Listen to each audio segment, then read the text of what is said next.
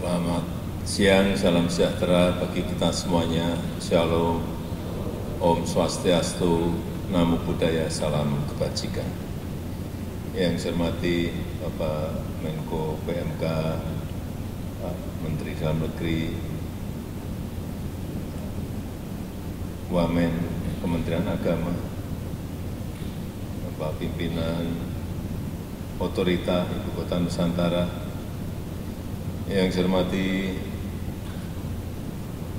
Ketua Asosiasi FKUB Indonesia, Bapak Ida Panglingsir Agung Putra Sukahed, yang saya hormati seluruh jajaran pengurus Asosiasi FKUB Indonesia dan Ketua Staf Pengurus FKUB Provinsi se-Indonesia, Bapak Ibu hadirin dan undangan yang berbahagia.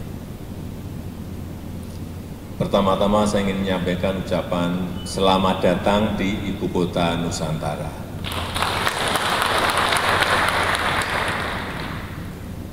Kota ini ke depan akan menjadi kota hijau dengan emisi paling rendah. Supaya Bapak Ibu tahu, di sini air quality index-nya, indeks kualitas udaranya itu di angka 6. Padahal maksimal itu 50. Maksimal 50, tapi di sini hanya 6.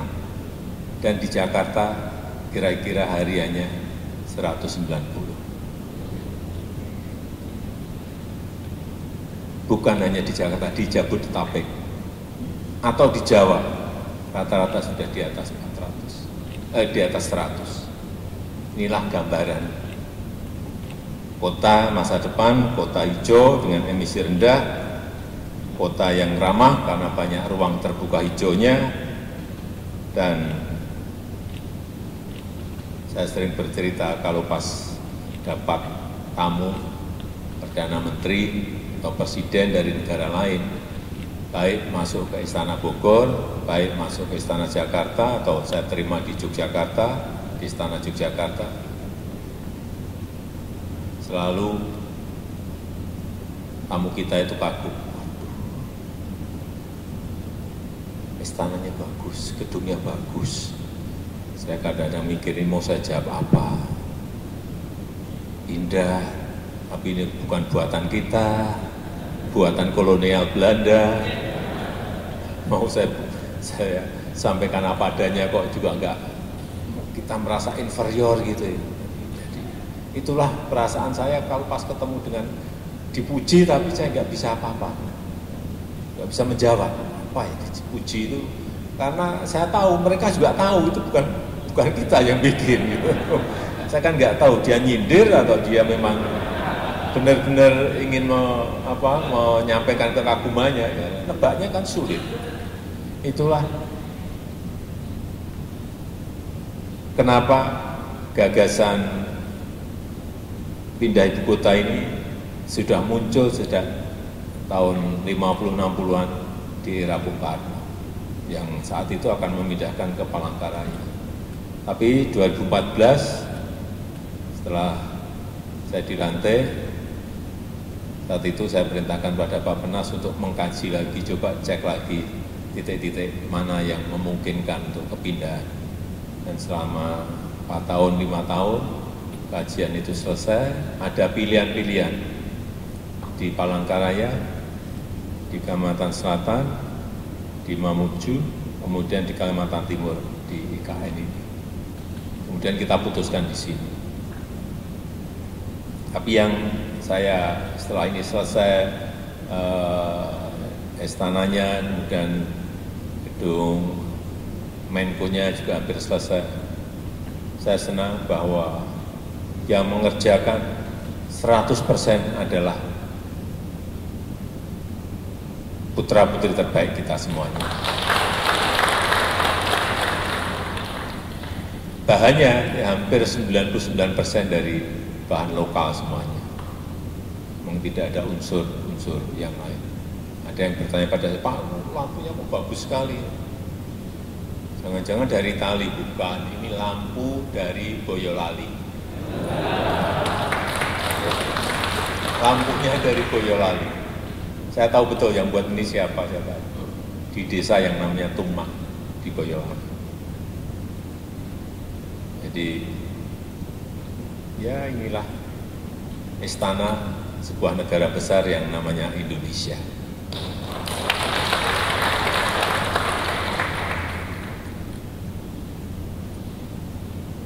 Kota yang dirancang dalam menancapkan tonggak peradaban Indonesia nanti di Indonesia Emas 2045, karena ini baru dimulai. Ibu kota baru ini baru dimulai. Selesainya mungkin bisa 10 tahun, bisa 15 tahun, dan bisa 20 tahun. Jangan berpikir ini sudah dipakai, enggak. Masih panjang. Masih panjang.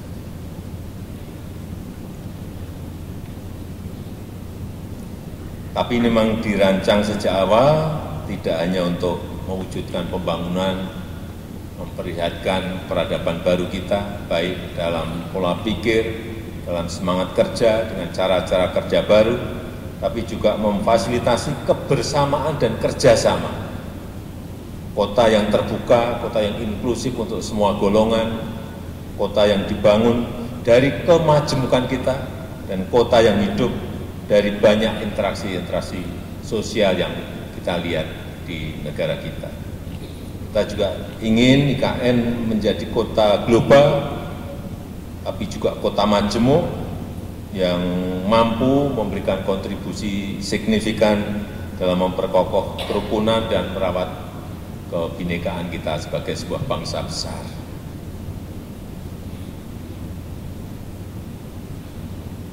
Karena kita tahu dunia sekarang ini sedang tidak baik-baik saja, banyak konflik muncul beberapa tahun belakangan ini yang berkepanjangan, juga perang yang bergulir di belahan dunia.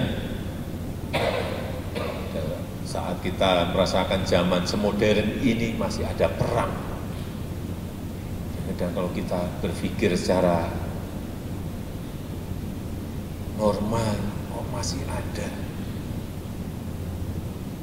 Dan peradaban baru, dalam peradaban modern masih ada perang. Baik itu di Ukraina, baik itu di Palestina, ini ditambah lagi sekarang dengan perang di Lebanon.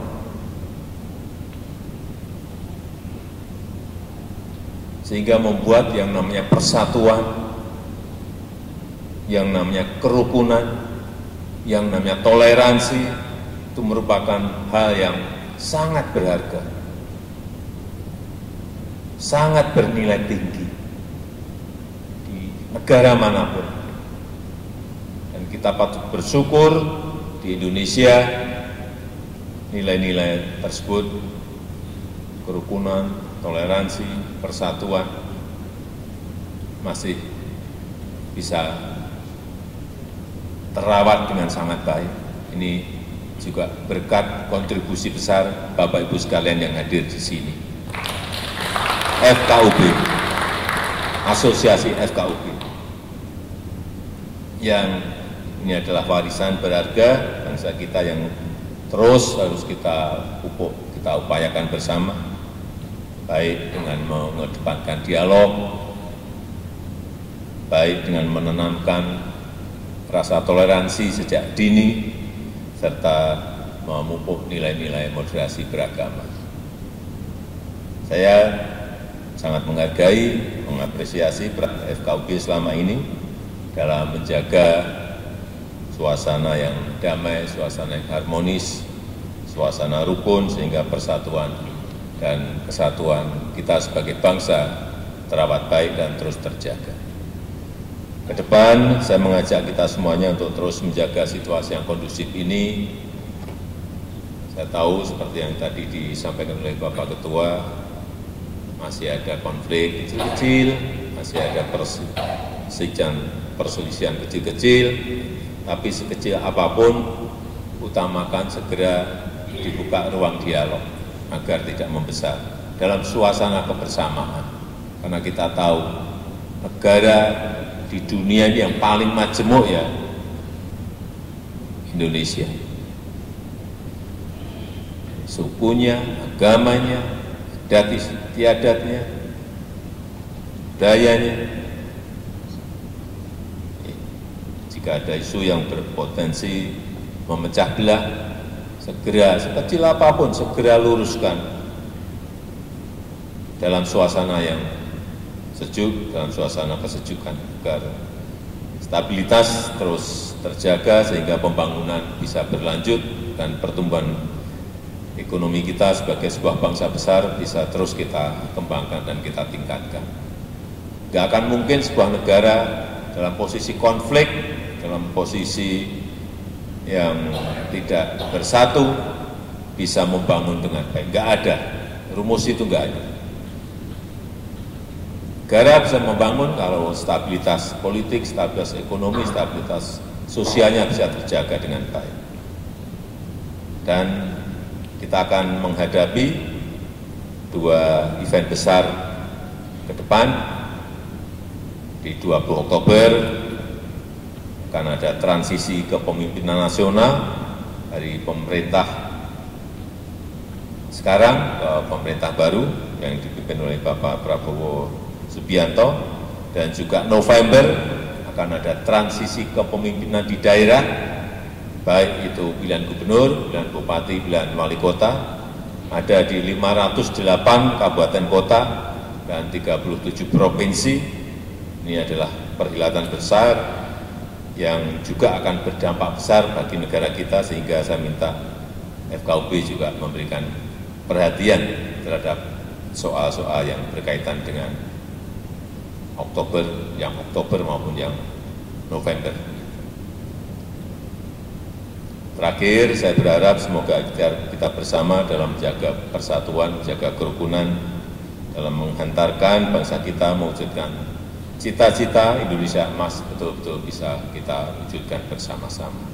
Saya rasa itu yang ingin saya sampaikan dalam kesempatan yang baik ini. Sekali lagi saya sangat menghargai, mengapresiasi upaya-upaya yang telah FKUB lakukan di daerah, baik kabupaten kota maupun provinsi, juga di asosiasi FKUB, dan ini merupakan kontribusi besar Bapak Ibu sekalian terhadap bangsa dan negara yang kita cintai. Terima kasih, saya tutup. Wassalamualaikum warahmatullahi wabarakatuh.